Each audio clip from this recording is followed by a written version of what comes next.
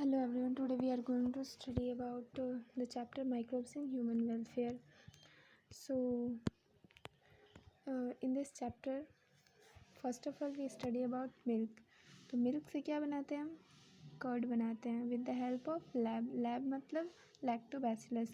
And जो lactobacillus है वो प्रोड्यूस करता है एक एसिड को जो कि कोएगुलेट करता है एंड पार्शियली डाइजेस्ट करता है इनटू मिल्क प्रोटीन्स। और कर्ड में जो होता है विटामिन B12 जो होता है वो ज़्यादा इंक्रीज करता है। अब सेकंड पढ़ते हैं डो के बारे में। तो जो डोसा और इडली होता है या फिर ब्रेड होता है उन दोनों का ही डो बनता है, बट दोनों का जो डो होता है उसमें डिफरेंस ये होता है कि जो डोसा एंड इडली का डो होता है उसको फर्मेंट किया जाता है by the help of bacteria, and जो ब्रेड का डो होता है उसको फर्मेंट किया जाता है by the help of Saccharomyces सर्विशिया।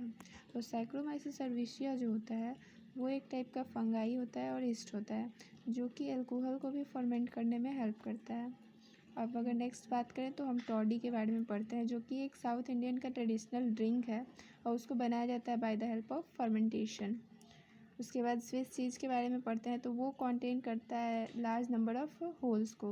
और वो होल्स क्यों होता है मतलब स्विस चीज़ के अंदर अगर हम देखेंगे ना तो उसमें होल्स प्रेजेंट होता है। होल्स वो प्रेजेंट होता है ड्यू टू कार्बन डाइऑक्साइड। अब कार्बन डाइऑक्साइड की वजह से कैसे प्रोड्यूस होते हैं तो मतलब CO2 की वजह से प्रोड्यूस होते हैं उसमें लार्ज होल्स, तो उसका वो मतलब प्रोपियोनी बैक्टीरियम सेरेमनी के हेल्प से वो प्रोड्यूस होते हैं CO2। उसके बाद रॉकीफोर्ड चीज़ की बात करते हैं तो उसको हम राइपन करते हैं एक स्पेसिफिक फंगाई में और फिर उसको हम पर्टिकुलर फ्लेवर्स के लिए देते हैं।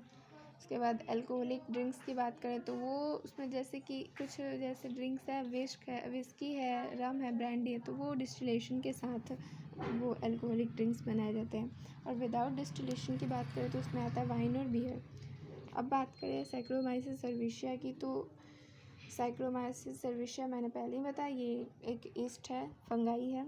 तो इसमें भी दो टाइप का इसका यूज़ है, जैसे कि बेकर ईस्ट है, नेम से ही पता चल रहा है बेकर ईस्ट है तो ब्रेड बनाने के लिए यूज़ किया जाता है। और दूसरा जो होता है एक ब्रेवियर ईस्ट होता है उसको यूज़ किया जाता है यही बियर, वाइन, विस्की, अल्कोहल बनाने के लिए। इसके बाद हम पढ़ते हैं एंटीबायोटिक के बारे में।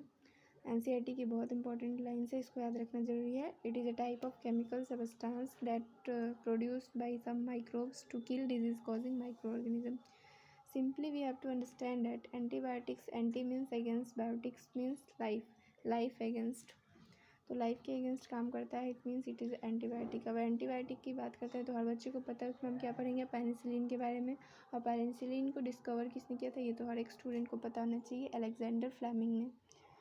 और इसका जो फुल पोटेंशियल एक्सप्लोर किया था उसको अर्नस्ट चैन ने और हॉवर्ड फ्लोरे ने किया था।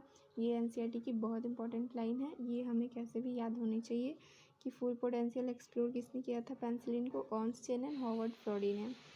उसके बाद इसका यूज़ किया गया था तो अमेरिकन सोल्जर्स को ट्रीट करने के लिए यूज़ किया गया था वर्ल्ड वॉर 2 में।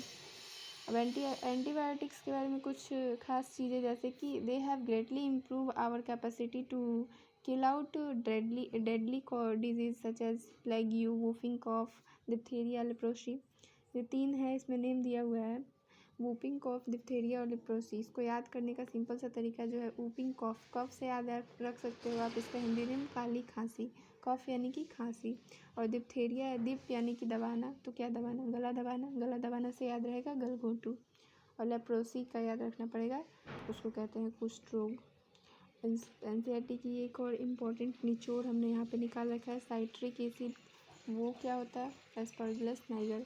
अब सिटी में टाइगर आया, इससे आप याद रखोगे सिटी यानी कि साइट्रिक और टाइगर यानी कि निगर, तो एस्परगिलस निगर उससे याद होना चाहिए। एसिटिक एसिड का तो याद रहेगा एसिटोबैक्टर एसिटाई एसिटिक है तो एसिटाई। ब्यूटाइरिक एसिड है उसका भी क्लोस्ट्रीडियम ब्यूटाइलिकम याद रहेगा। लैक्टोबैसिलस लैक्टिक एसिड, स्ट्रेप्टोकाइनेस का स्ट्रेप्टोकोकस याद रहेगा।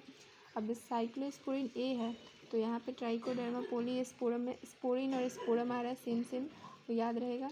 स्टेटिन्स का याद रखने के लिए सिंपल सा ट्रिक है कि किसी स्टेट में MLA होता है, MP होता है, तो मोनास्कस प्यूरपुरियस का MP है, उससे आप याद रख सकते हो। उसके बाद ये जो कुछ नेम दिए हुए हैं इनके फंक्शंस क्या हैं ये जानना ज़रूरी है। जैसे कि सैक्रोमाइसिस सर्विशिया है वो प्रोडक्शन ऑफ एथेनॉल में हेल्प करता है। लाइपेस जो है वो रिमूव करता है ऑयली स्टेन्स को। प्रोटीएजेज एंड पैक्टिनेज हेल्प करते हैं in clearing of bottled juice. Streptokinase help in clot bust यानी कि heart attack. Cyclosporin A again coming immunosuppressive agent है। ए फॉर एजेंट स्टेटिन्स, अभी मैंने क्या बताया था, किसी स्टेट में एमपी और एमएलए होता है, तो जो भी एमपी एमएलए मंत्री नेता जो भी होते हैं उनको टेंशन क्या होता है, वो सारे घूसखोर होते हैं, इसलिए उनको टेंशन होता है मेरा बीपी हाई ना हो जाए, मेरा वेट गेन ना हो जाए, मेरे को डायबिटीज़ ना हो जाए। तो उनको अपने मतलब कोलेस्ट्रॉल लेवल को मैनेज करने का बहुत ज़्यादा ज़रूरत होता है। तो इससे हमें याद रखने की ज़रूरत है कि जो स्टेटिन्स होते हैं वो ब्लड कोलेस्ट्रॉल लोडिंग एजेंट होते हैं। उसके बाद हम पढ़ते हैं बायोगैस के बारे में, जो कि मिक्सचर ऑफ गैसेज है और वो प्रोड्यूस करता है सब माइक्रोबियल एक्टिविटीज़ को विच में be use as fuels. Okay, तो ये कुछ चीज़ें हैं। उसके बाद ये हम पढ़ते हैं microbes as bio control agent. तो इसमें कुछ नहीं है, जो हमें पता है कि हमारे खेतों में पहले क्या यूज़ किया जाता है, इंसेक्टिसाइड और पेस्टिसाइड यूज़ किया जाता है कुछ माइक्रोब्स को किल आउट करने के लिए, जैसे कि एफिड मस्क्यूटो है, बटरफ्लाई कैटरपिलर है, या सेवरल प्लांट पैथोजेंस है, इंसेक्ट्स लाइक आर्थ्रोपोड्स हैं। तो ये जो है हमारे खेतों को नुकसान पहुंचाते हैं। तो अब जो है हम इंसेक्टिसाइड और पेस्टिसाइड का यूज़ करने की जगह पे हम लिविंग को लिविंग से किल आउट करते हैं। जैसे कि एफिड मॉस्क्यूटो है, उसको कंट्रोल करने के लिए हम एक इंसेक्ट का यूज़ करते हैं, like beetle with, red and black marking, lady bird और ड्रैगन फ्लाई। बैक्टीरिया में अगर ये बात करें तो बटरफ्लाई कैटरपिलर को कौन कंट्रोल करता है, बैसिलस थुरिनजिनेसिस करता है। फंगाई की बात करते हैं तो इसमें जो ट्राइकोडर्मा होता है वो कंट्रोल करता है प्लांट पैथोजेंस को। और baculovirus also control as insects and some arthropods. उसके बाद माइकोराइजा की बात करें तो वो सिम्बायोटिक एसोसिएशन है बिटवीन फंगी एंड प्लांट। तो फंगी जो है वो प्रोवाइड कराता है एक प्लांट को और प्लांट प्रोवाइड कराता है फंगी को। इसमें फॉस्फोरस है तो पैथोजन रेजिस्टेंस टॉलरेंस है, तो उसमें सैलिनिटी ड्रॉट होता है, ये सल्टर है, कार्बन है। उसके बाद कुछ फीचर्स है बैक्यूलोवायरस के, जैसे कि वो स्पीसीज स्पेसिफिक होता है और नैरो भी होता है, लाइक कि उनके अंदर एक स्पेक्ट्रम होता है कि इंसेक्टिसाइड और एप्लीकेशन से वो फाइट कर सकते हैं। फिर यहाँ पे कोई निगेटिव इम्पैक्टमेंट भी नहीं होता है, लाइक कि प्लांट्स, बर्ड्स और मैमल्स पे। तो बस यही और कुछ नहीं है। Thank you so much for watching this video. Bye.